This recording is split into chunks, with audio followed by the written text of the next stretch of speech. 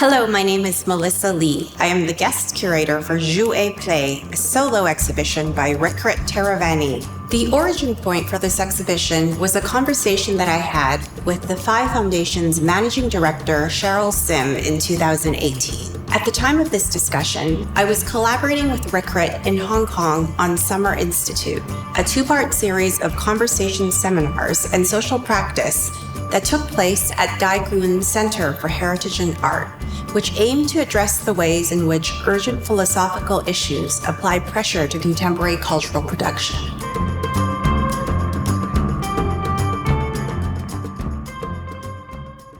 Rikrit's artworks often align his artistic production with an ethic of social engagement, inviting viewers to inhabit and activate his work. Rather than present art as a series of static, knowable objects, he reveals it as a set of coded possibilities that are open to chance and play. Within a specific set of contrived social circumstances, only through public use do they finally gain full meaning. In the 6 years since I began collaborating with Rikrit, his practice has continued to be a revelation to me through an ongoing transnational pedagogy focused on destabilizing the dominant social and representational discourses as sites of cultural resistance. Rikrit blurs the separation between art and life, constructing communal environments that offer a playful alternative venue for quotidian activities. The exhibition concept of Jouer Play examines different forms of speculative play found in the sportive and amusing reiteration of adaptation, along with the relinquishment of control to the gallery audience who become implicated in the action. The exhibition alludes to play in another common use of the word, that is, to enact or perform in a staged production. In each situation, there is an overarching maneuver of the game. When curating artworks for a Montreal-based exhibition, I felt that it was important to allude to the band and bar culture that the city is so famous for over the past 50 years.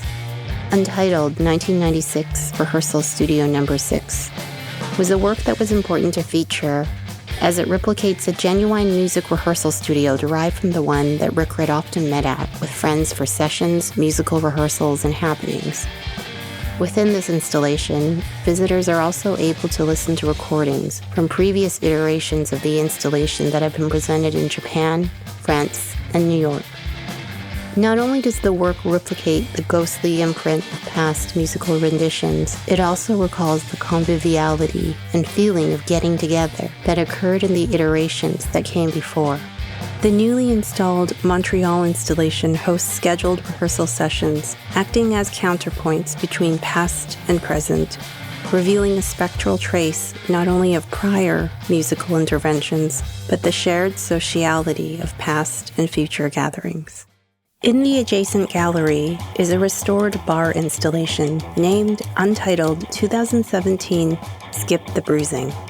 Originally part of the film set for a frame-by-frame recreation of Rainer Werner Fassbinder's 1974 film, Ali Fear Eats the Soul, the installation offers a potential situation for visitor social interaction that is incongruous with the conventional gallery spaces.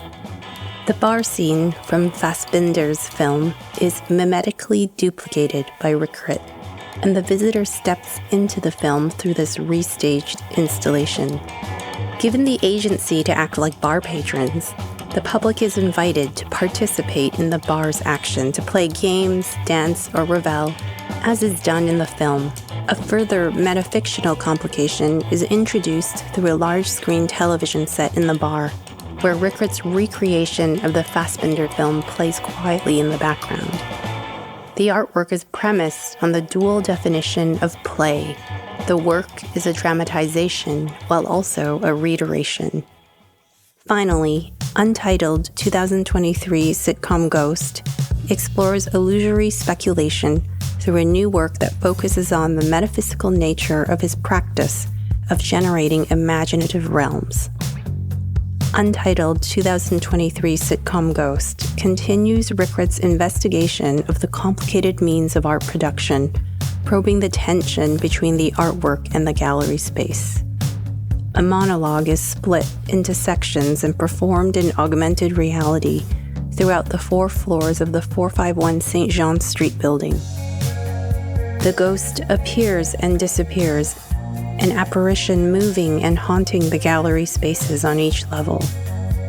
The enactment of performer in an empty building poses a challenge to the sites of art production in society in transforming the channel of delivery. The technological apparatus becomes an extension of a conceptual idea in art, as Rickert playfully continues to explore in depth the limits of disintegration, as well as the de-emphasis of authorship and the ambiguous nature of making art. In Jouer Play, Rickert seamlessly operates across installation, sculpture, and social practice. This exhibition offers a world of play in all its manifold implications, focusing on communications and system theories of art making, where visitors can actively participate in the life that they are living. We look forward to sharing these works with you, and we can't wait to see how you play in these spaces.